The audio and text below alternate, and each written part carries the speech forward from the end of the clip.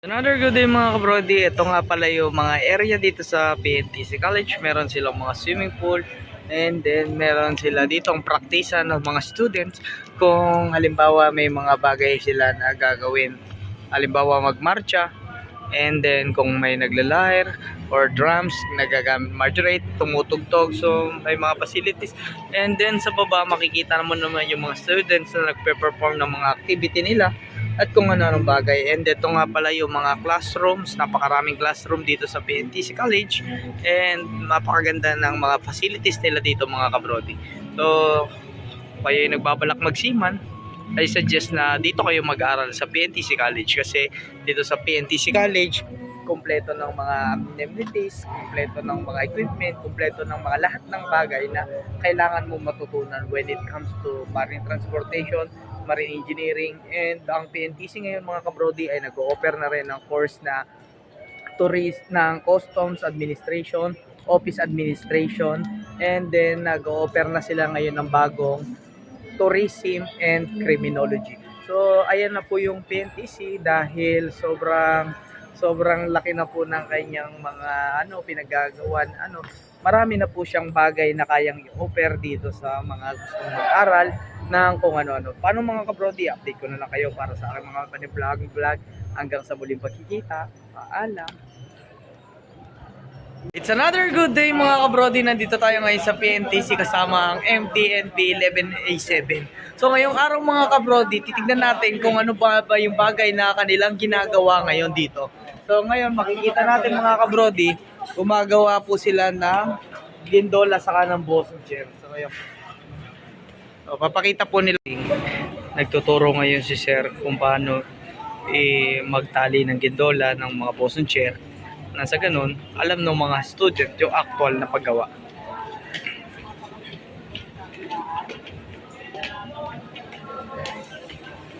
Paano magawa?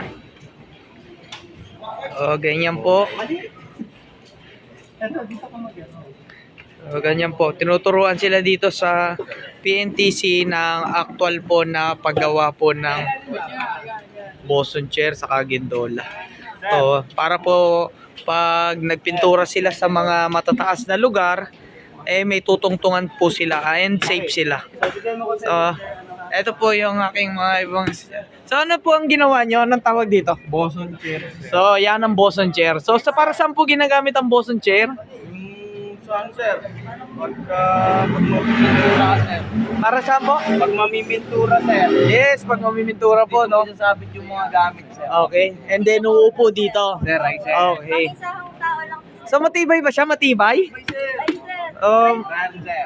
Testing natin ngayon yung boson chair. So, okay ba yan, ha? Kung matibay. So effective po yung ating boson chair at matibay po. Proven and tested na hindi po mahuhulog yung mga tao na uupo. So maraming salamat po sa pag-demo nyo, ma'am and sir, sa kanilang boson chair.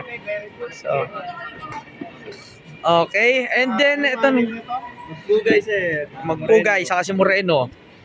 Ito, ano naman ang ginagawa nyo? So, Sir, ang ginawa ko na, sir, nagkabit po kami ng bulay pagkabot namin ito.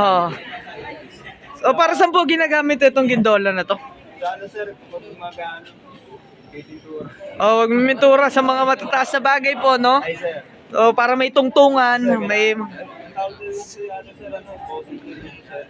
Okay, so tapusin nyo na, mag-locking na kayo. Kahit Oh. na ganyan. So, para dito. Diyan ka mag-a-adjust. So ayan po mga kabrody. Ito po si Sir Bagaw mga kabrody, ang aking kaibigan dito sa PNTC. So shoutout po kay Sir Bagaw. And then titignan po tayo dito sa ibang mga... Sir, shout out. Okay, shoutout.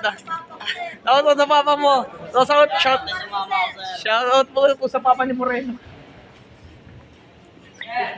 Okay. Ano yan? Boson chair?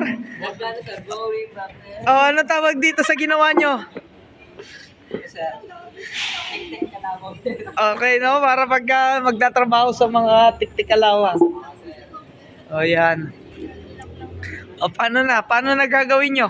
Sir, double sheet belt. Double sheet bend, okay. So, titingnan lang natin kung paano yung mga ginagawa nila kabrody. So, ganito kami dito sa PNTC mga kabrody. Talagang actual na ginagawa yung mga bagay na ginagawa sa barko, and same time kahit na nandito lang sila sa school ay naka-complete PPE pa rin sila. Meron silang helmet, meron silang overall, meron silang gloves, meron silang safety shoes. Nang sa ganun, aware din sila kung ano nga rin ba talaga yung ginagawa sa barko. So mga kabrody, maraming salamat sa pag-subscribe nyo sa aking munting content. I-update ko na lang kayo para sa aking mga panibagong vlog. Mga kabrody, maraming salamat. Hanggang sa muling pagkikita. Paalam! Paalam!